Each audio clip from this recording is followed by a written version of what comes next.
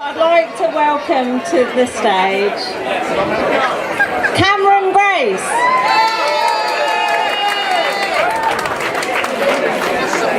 It's actually my turn now. Thank you. Someone shouted camera. Hello. Or Adam. Unity is the theme for this year. It's a very difficult one because you expect when you set something like Unity, everyone's going to say things about Brexit and what's been going on this year. And I don't, we're supposed to stand aside from politics, but being an English student, we studied a guy called Ed Said who wrote about Orientalism and othering, how we view other people and how we view other cultures. We see someone who's perhaps black and we have certain expectations, for instance.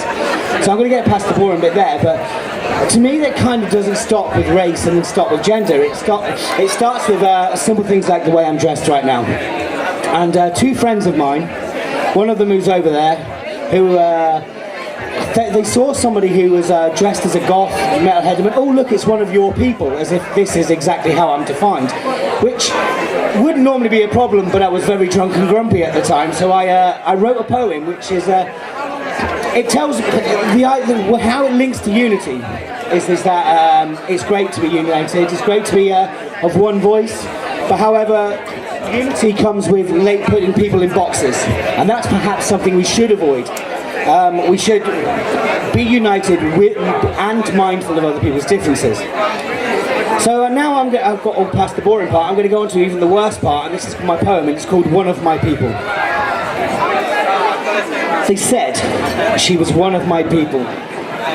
Those who paint voids to their eyes, who let twilight fall to their shoulders, who stop at their ears with distorted hisses and etch maps to their wrists. They say we sit with dark lips at tables in shadowy bars on beds in posted rooms, just gazing into imagined horizons, waiting for more of our people to occupy the cinders of gloom in silence. As though we are a rider's children amidst Aphrodite's forgotten flock, foraging for mournful sound bites and gliding in the empty air between the connected ghosts of the world. It's as if our differences make us the same, and that no matter whose hands, which clay, the sculptor's sweat, the poet's poise is nothing more than a new advertising campaign for another high street brand of human. They say she was one of my people because I stitch lyrics to my arms. I hang steel hoops on my skin because I feel brightest when draped in the absence of colour. Because we fill spaces behind our ears with double kicks and overdrive pedals. We mouth words on hot trains, carry philosophy in curved leather cases and sermons on MP3 players. It's like emo kids, metalheads and goths, or grungers, punks and scene girls are one cluster of spent raindrops, cowering together in parks and on half-pipes like the remnants of a forgotten tempest. Did you know she played the flute? She liked the way March daffodils split the daylight onto her cream carpet, and she likes the feathery halo of sunflowers and the syrup smell of her cherry blossom. And did she know she closed her eyes every Sunday, clasped her hands together in a drafty church? She once murmured to a friend, "We all need to pray to somebody, whether we believe in God or not."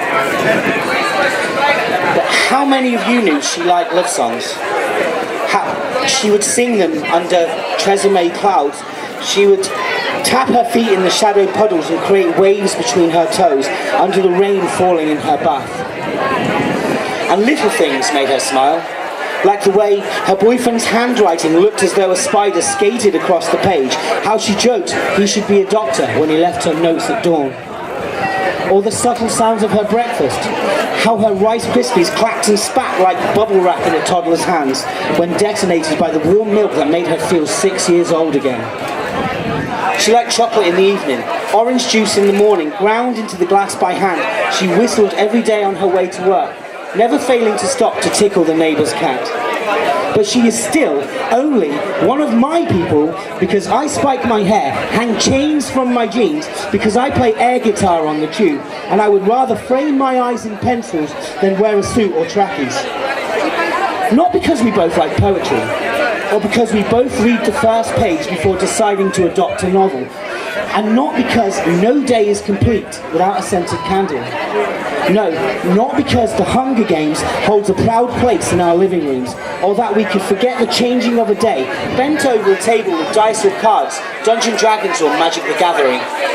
And not because we both stood on a bridge in Hungary, trying to find the seam of the sky where it joins with the rolling Danube. Our hands may have grazed the same stones as we felt our way through Budapest. She is one of my people, a lost tribal sister who drowned her boyfriend's voice with a salted goodbye when he lay with another of my people. When she walked the streets, watching the Nen curve from turf to curb, she was the lull in the libraries, the missing moments, the fierce scarlet underscores through dates and events she no longer needs. Rocking half bed, stroking yesterday's tattoos, pressing a knife to the grooves beneath her skin. She was one of my people because she never cried out. No, the last of my people. A raven-eyed copy because she finished work and was seen sleeping, swaying 6 inches from the ground. Thank you.